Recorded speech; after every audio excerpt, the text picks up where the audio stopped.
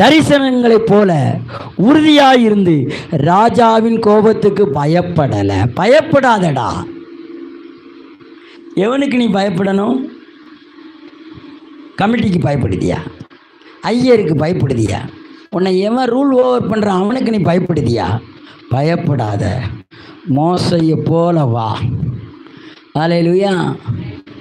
யாரை போல வா? மோசையை போல வா. நம்ம யாருக்காச்சும் பயப்படுதோமா? நேற்று ஒருத்தன் எனக்கு ஃபோனை போட்டுக்கிட்டு, நான் உங்கள் வீட்டுக்கு வருவேன், உங்களை அப்படி பண்ணிடுவேன் இப்படி பண்ணிடுவேன். வாழை என்ன மிரட்டுதியா? என்கிட்ட நீதி இருக்குடா. நீதி இருக்கிறவன்ட்ட இவன் என்ன பண்ண முடியும்? மிரட்ட முடியுமா? நான் கம்ப்ளைண்ட் கொடுப்பேன். நான் கம்ப்ளைண்ட் கொடுல என்ன நான் பார்க்காத போலீஸா?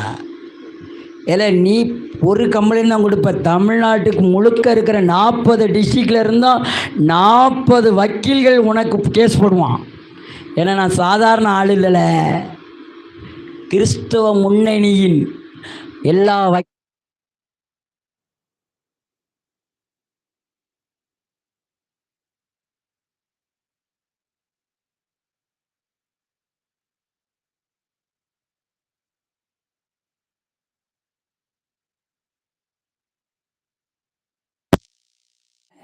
கௌரவ ஆலோசகர். அதனால என்ன பண்ண முடியாது? ஏன்? நான் நீதிக்கு வாழ்றேன், அநியாயத்துக்கு வாழறேன். அல்லேலூயா. அப்ப நம்ம நீதியா போனா பாக்கியம்தான், வசதி வாய்ப்பு தான், சப்போர்ட் தான், எல்லாம் தேவன் தருவார். 10 நிமிஷத்துல ஆண்டுட்டு ஜெபம் பண்ண, உண்மை உன்னோடு போராடினவனை தேடியும் உன் இந்த கல்லின் மேல் மோதுகிறவன் பாதாளத்தின் வாசல் அப்படின்னு சொல்லிட்டு ரேஷன் வேலைக்கு அடுத்த ஜெயில போனது. ஐயா, நானே என் மனைவி நாளைக்கு வரட்டுமா? டைம் இல்லை, இன்னைக்கு ஃபுல்லா டைம்ல, நாளைக்கும் டைம் இல்லை. வந்தா திங்கக்கிழமை வாண்டேன். இல்லையா? ஆஃப் ஆயிட்டான். ஏன்னா அவன்கிட்ட அநீதி இருக்கு, என்கிட்ட என்ன இருக்கு? அதான் மோசை இருந்தான். மோசை ஏன் பயப்படல தெரியுமா? நீதி இருந்தது. நீதி இருந்தா நீ பயப்பட வேண்டிய எந்த பேட்டி என்ன பண்ண வேண்டாம். கையை கட்டி குனிஞ்சு போடா. ஏன் நீ யாரு? ராஜா. நீ 32 லட்சம் பேரை ஆள போகிற ராஜா என்று சொல்லி தேவ ஆவியான மோச என்ன பண்றாரு? வெளியே கொண்டு வர. வா மோச, வாடா, நீ தேவ சித்தத்துக்கு பிறந்தவன்டா. உன்னை அன்னைக்கே முதலைகள் கடிச்சு துப்பி போடல, இன்னைக்கு எவன்டா உன்னை துப்பி போடுவான்? முடியுமா? முடியாது மோசே, வாடா நீ அப்படின்னு வெளியே கூட்டு வந்தாரு. கொண்டு வந்து இன்னொரு 40 வருஷம் இதெல்லாம் பாருடா, இந்த ஆடெல்லாம் எப்படி வளர்க்கணும்னு பாரு, அடுத்து உங்களை கையில ஆடை கொடுக்க போறேன், அதுல எல்லா பேரும் கொராய் புத்திரன் தாத்தா கீத்தா எல்லா பேரும் கொண்டு வந்து என்ன பண்ணுவான்? பிரச்சனை பண்ணுவான். அவனெல்லாம் ரூல் ஓவரிங் பண்ணும்படிக்கு ஒன்னா நான் என்ன பண்றேன்னு ஆண்டவர் வெளியே கொண்டு வந்தாரு. அப்ப ராஜா, எகிப்தின் ராஜா, அப்பதான் அந்த உலகத்துக்கு எப்படி அமெரிக்கா வல்லரசோ அந்த மாதிரி அந்த நாட்கள் அதான் வல்லரசு.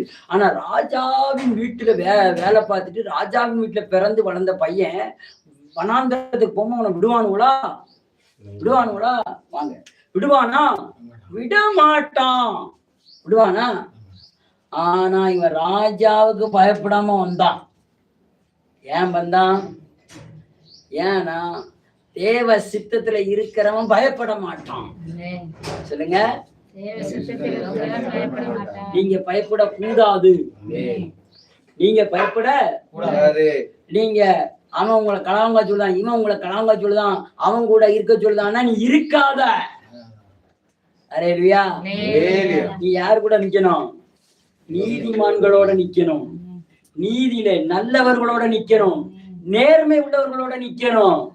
அப்படி நிக்கும் போது ஆண்டவர் உன்னை அந்த நேர்மை உள்ளவர்கள் நடுவுல உன்னை வாளாக்காம தலையாக்கி, கீழாக்காம மேலாக்கி, மோசையை கொண்டு தேவன் பேசினான்.